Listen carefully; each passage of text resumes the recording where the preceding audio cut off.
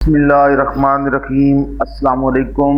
मैं हूं प्रोफेसर तारिक महमूद कादरी और आप देख रहे हैं मैथ सिटी। आज नंबर थ्योरी का ये लेक्चर नंबर 48 है और आज के लेक्चर में हम ये 5 डिफरेंट प्रॉब्लम्स हैं हमारे पास, इनको हम डिस्कस करेंगे। पिछले 3-4 लेक्चर्स में हमने इस तरह के एक प्रॉब्लम हर लेक्चर में किया था, तो मैंने सोचा कि आज के लेक्चर में इस टॉपिक को हम कंप्लीट करते हैं और जो हमारे पास ये रिमेनिंग 5 प्रॉब्लम्स हैं इनको हम जल्दी जल्दी आज के इस लेक्चर में डिस्कस कर लेते हैं। आपको प्रोसीजर तो पिछले लेक्चर्स अगर आपने देखे हैं तो बिल्कुल समझ आ गया होगा कि बहुत ही आसान है इनका सोल्यूशन फाइंड आउट करना।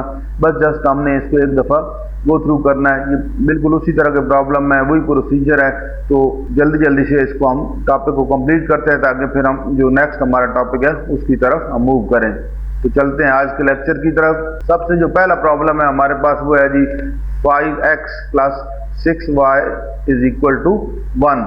तो जैसा कि आपको पता है कि इसको सॉल्व करने के लिए सबसे पहले हम इसकी जो स्टैंडर्ड फॉर्म है, जो स्टैंडर्ड इक्वेशन है हमारे पास ax + by + c, इसके साथ हम कंपेयर करके a और b की वैल्यू फाइंड करते हैं। तो यहाँ हमारे पास a और b की जो वैल्यू है हमारे पास वो आ जाएगी 5 और 6, यानी जो कोएफिशिएंट ऑफ x होता है वो a होता है और कोएफिशिएंट ऑफ y जो है वो b होता है। फिर हम इन दोनों का GCD फाइंड करते हैं डिवीजन मेथड को यूज करके। तो यहाँ हमारे पास दो नंबर हैं 5 और 6। तो वैसे तो ये रिलेटिवली प्राइम नंबर्स हैं, इनका GCD 1 आना है, लेकिन फिर भी हम इसको कैलकुलेट कर लेते हैं। यहाँ 1 बच जाएगा, ये हमारे पास 5 आ जाएगा। तो 1 टाइम इसको करेंगे तो ये 0। तो हमारे पास जो GCD है वो 1 आ गया। और यहाँ पे जो हमारे पास C है वो भी 1 है, तो 1 1 को डिवाइड करता है, इसलिए हम कहेंगे कि ये जो हमारे पास इक्वेशन है इसका सोल्यूशन एग्जिस्ट करता है। जो डिवीजन एल्गोरिथम हमने यहाँ पे डिवीजन की थी उसको हमने ये लिख लिया है कि सबसे पहले हमने 6 को इनसाइड रखा, 5 से डिवाइड करवाया, 1 टाइम डिवाइड हुआ और 1 रिमाइंडर है। तो इसको इक्वेशन की फॉर्म में ये हमने इस तरह लिख लिया। ये आपको पता है, हम पिछले लेक्चर में डिटेल से डिस्कस कर चुके हैं। तो यहाँ हमारे पास ये GCD 1 आ गया और हम कहा कि 1 जो कि 1 को डिवाइड करता है, इसलिए इसका सोल्यूशन एग्जिस्ट करेगा। अब हमारे पास एक ही यहाँ पे इक्वेशन बन गई, ये तो रिमाइंडर 0 है। तो इसको अगर हम GCD को लिखेंगे यहाँ से तो 1 = हमारे पास आ जाएगा 6 - 1 टाइम 5। तो ये उसका लीनियर कॉम्बिनेशन बन गया। इसको अगर आप प्रॉपर फॉर्म में लिखते हैं तो आप ऐसे लिखेंगे 5 पहले, क्योंकि 5x है और 5 के साथ -1 है, तो ये 5 - 1 + 6 और इसके साथ कुछ नहीं है, 1 है = 1। तो अब आप देखें तो ये दोनों एक तरह की इक्वेशंस बन गई हैं। x की जगह हमारे पास -1 आ गया और y की जगह 1 है, तो ये हमारे पास ये x0 आ गया और ये y0 आ गया। ये x0 y0 क्या होते हैं ये हम पिछले लेक्चर्स में डिटेल से डिस्कस कर चुके हैं। लेक्चर नंबर 45 से हमारा ये टॉपिक स्टार्ट हुआ है।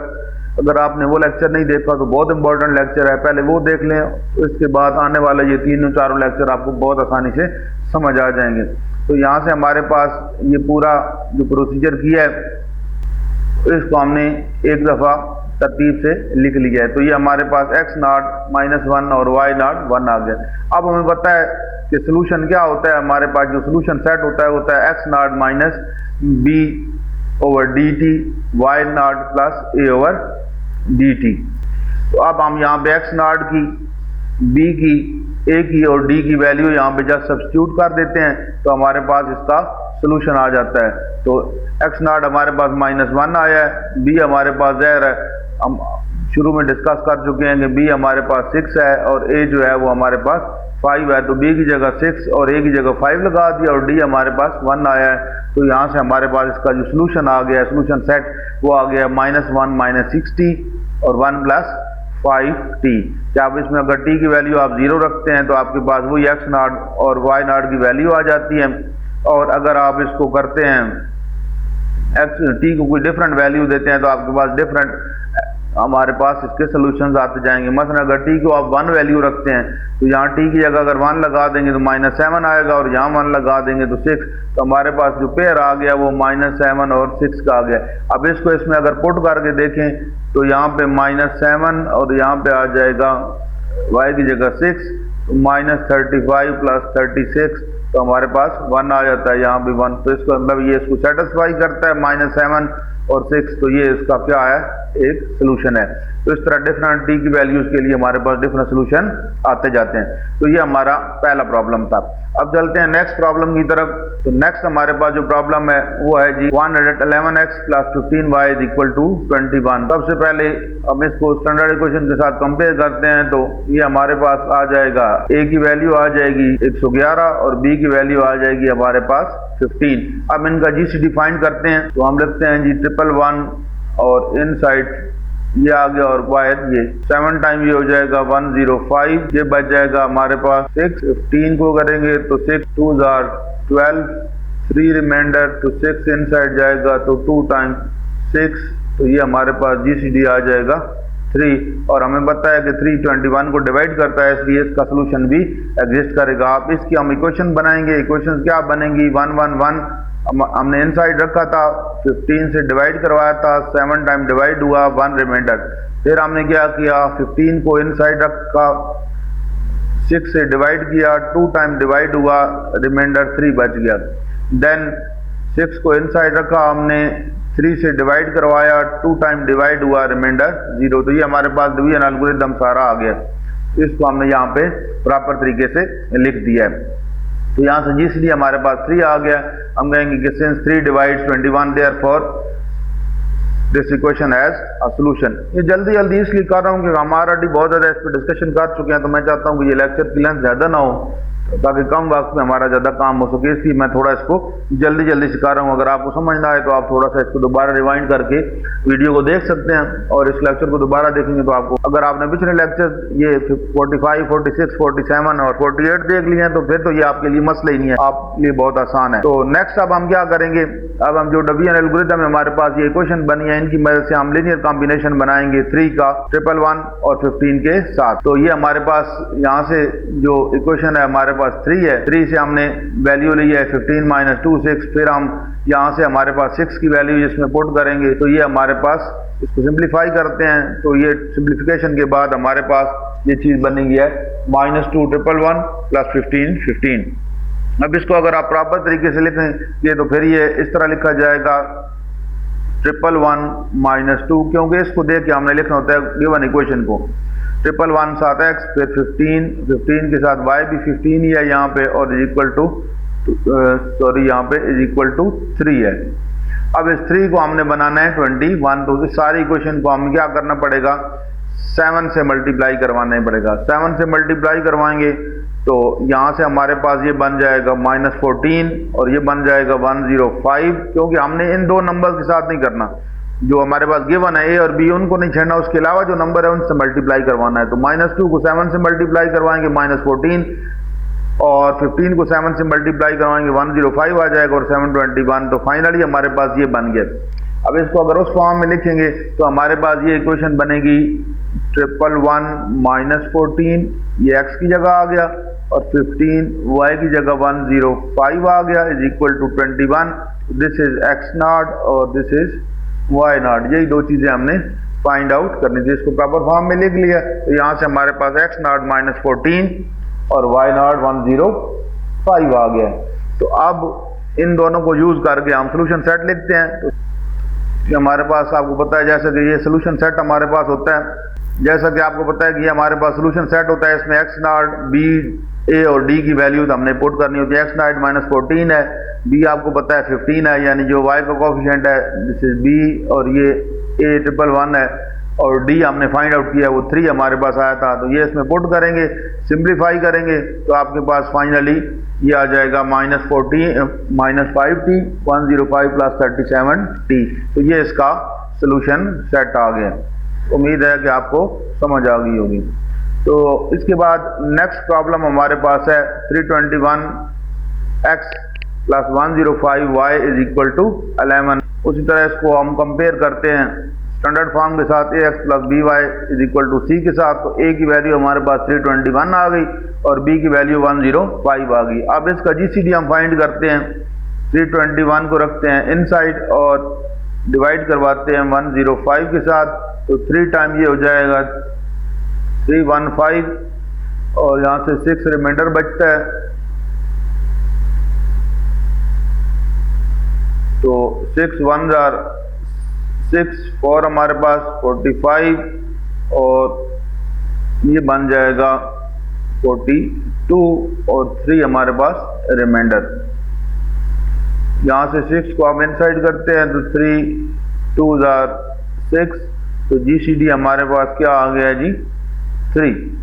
अब देखें GCD हमारे पास 3 आया है और C हमारे पास 11 है, तो ज़ाहिर है जो 3 है वो 11 को डिवाइड नहीं करता। तो अगर ये डिवाइड नहीं करेगा तो सोल्यूशन क्या होगा, एग्जिस्ट नहीं करेगा।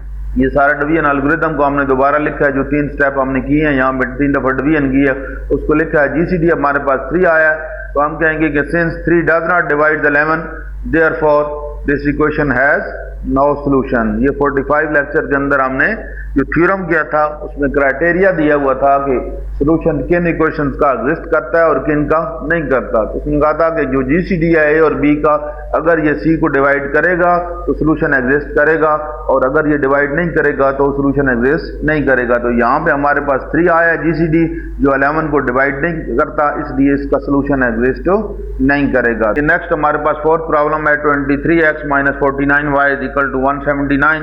उसी तरह इसको स्टैंडर्ड फॉर्म के साथ सबसे पहले कंपेयर करेंगे ax + by = c के साथ। तो a की वैल्यू हमारे पास 23 और b - 49 है, तो उसका GCD फाइंड करते हैं।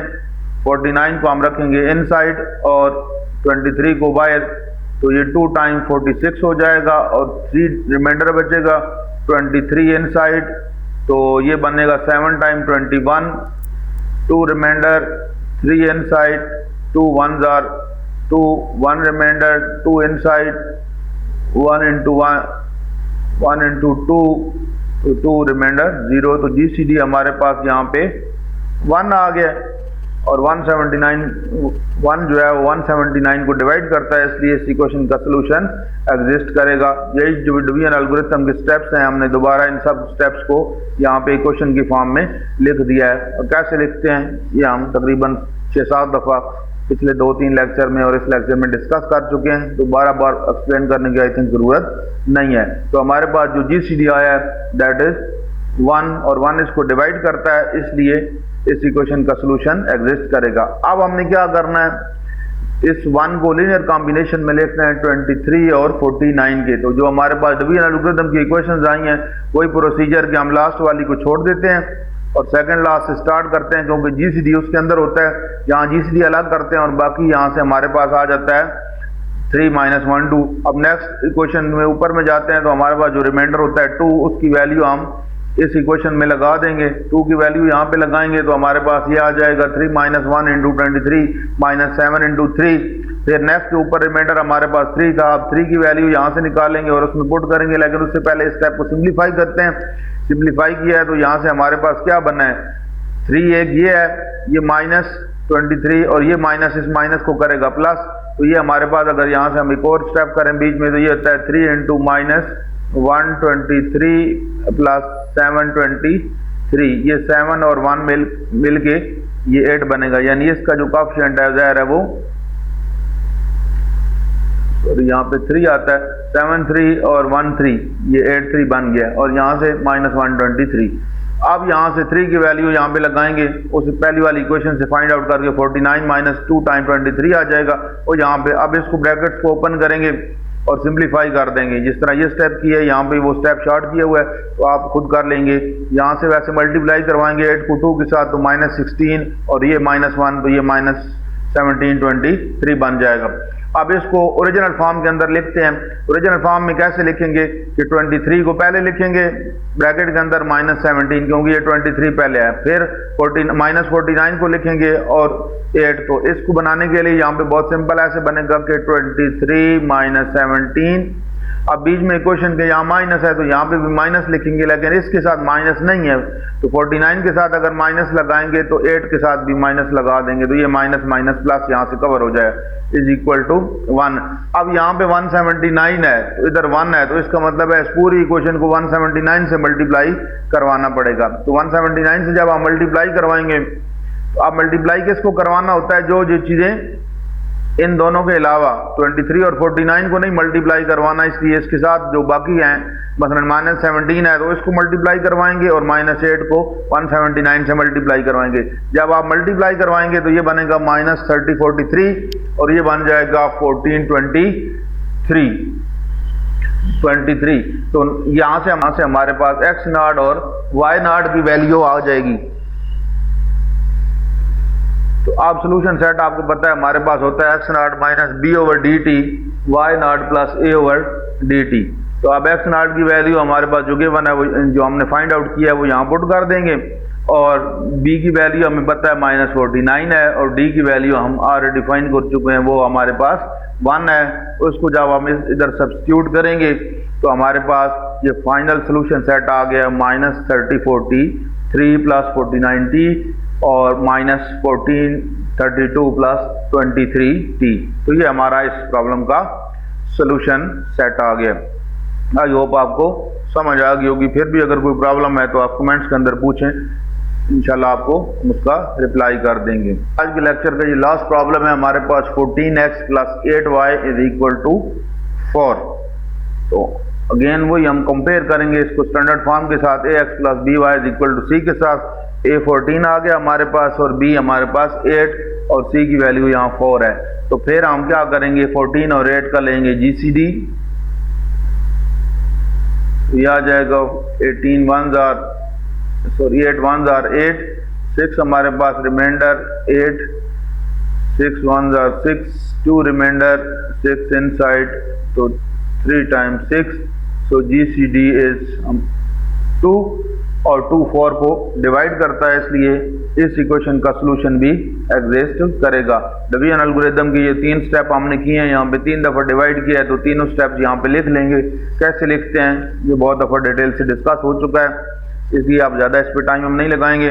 तो यहाँ से हमारे पास GCD आ गया 2। हम कहेंगे कि since 2 divides 4 therefore this equation has solution. मैं इसको जल्दी सिर्फ इसको गुजार रहा हूँ क्योंकि लेक्चर ज़रा बहुत लंबा हो रहा है और अभी तक हम तकरीबन 6 7 8 प्रॉब्लम इस तरह कर चुके हैं, तो ये चीज़ें अब तक आप उसको यूज टू हो गए होंगे। और ये वैसे भी छोटे लेवल की चीज़ें हैं, ये 6 7 क्लास में हमें GCD फाइंड करना और ये डिवीजन एल्गोरिथम सारा वहाँ पे हम देख लेते हैं, तो इसलिए यहाँ पे ज़रूरत नहीं, लेकिन फिर भी मैंने बहुत डिटेल से इसको डिस्कस कर दिया है। तो नेक्स्ट अब ये जो हमारे पास 2 है इसको 14 और 8 के लीनियर कॉम्बिनेशन में लिखना है। तो डिवीजन एल्गोरिथम के जो स्टेप्स हैं उनकी मदद से वही प्रोसीजर के लास्ट इक्वेशन को हम छोड़ देते हैं। सेकंड लास्ट के अंदर हमारा GCD होता है, उस GCD को हम अलग करते हैं तो यहाँ से 8 - 6 आ जाएगा। फिर ऊपर वाली इक्वेशन में जो हमारे पास रिमाइंडर होता है वो 6 होता है, तो उस 6 की वैल्यू यहाँ से निकाल के हम फिर इस इक्वेशन में पुट कर देते हैं और इसको ओपन करेंगे तो हमारे पास यहाँ से 8 ये है और ये माइनस प्लस 8, एक ये माइनस प्लस ये एक और 8 आ जाएगा और 2 8 बन गया -14। इसको जरा प्रॉपर फॉर्म में अगर हम लिखें तो ये फिर वही आ जाएगा। इसको राइट साइड पे ले गए, अब यहाँ 2 है यहाँ 4 है, तो 4 बनाने के लिए इस पूरी इक्वेशन को 2 से मल्टीप्लाई करवा देंगे और अगेन जो 14 और 8 के अलावा नंबर्स हैं उनके साथ हमने 2 को मल्टीप्लाई करवाना है, तो यहाँ -2 और यहाँ पे -4 हो जाएगा। तो ये बन जाएगा हमारे पास -2 14 प्लस 4 8 इज इक्वल टू 4। इसको प्रॉपर फॉर्म में अगर हम लिखें तो उसी फॉर्म में जिस फॉर्म में इक्वेशन है तो ये बन जाएगा 14 शुरू में आ जाएगा और आगे ब्रैकेट में x की वैल्यू और 8 जो है वो शुरू में आ जाएगा और ब्रैकेट में y की वैल्यू इज इक्वल टू 4। तो ये हमारे पास क्या आ गए हैं जो x और y की जगह हैं, दिस इज x0 और ये बन जाएगा हमारे पास y0। तो यहाँ से हमारे पास x0 की वैल्यू -2, y0 की वैल्यू हमारे पास 4 आ गई। यही 2 चीज़ें हमने फाइंड करनी होती हैं और फिर हमारे पास जो सोल्यूशन सेट है उसके अंदर x0 y0 a b और d की वैल्यू हमने जस्ट सब्स्टिट्यूट करनी होती हैं। सोल्यूशन सेट हमारे पास होता है x0 - b/dt और y0 प्लस a/dt का ये पेयर। x0 की वैल्यू हमारे पास -2 है, b की वैल्यू यहाँ 8 है क्वेश्चन के अंदर और a की वैल्यू 14 है, d हमने फाइंड किया हुआ है 2, वो यहाँ पे सब्स्टिट्यूट कर देंगे, कंसोलेशन करेंगे, सिंप्लीफाई करेंगे तो फाइनली सोल्यूशन सेट हमारे पास आ जाएगा -2 - 40 4 + 70। तो ये हमारा सोल्यूशन सेट आ गया।